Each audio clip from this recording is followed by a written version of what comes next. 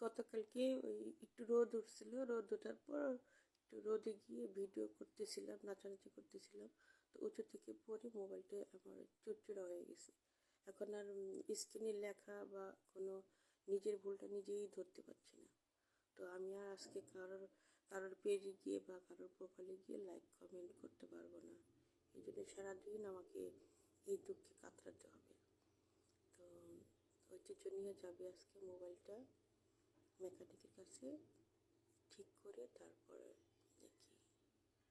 তো আমি তো নিজের ভিডিও নিজেই এখন দেখতে পাচ্ছি না, কারেকশন করতে পারবো না, লেখাগুলোও পড়তে পারছি না, কমেন্টগুলোও পড়তে পারছি না, কিছুই করতে পারছি না।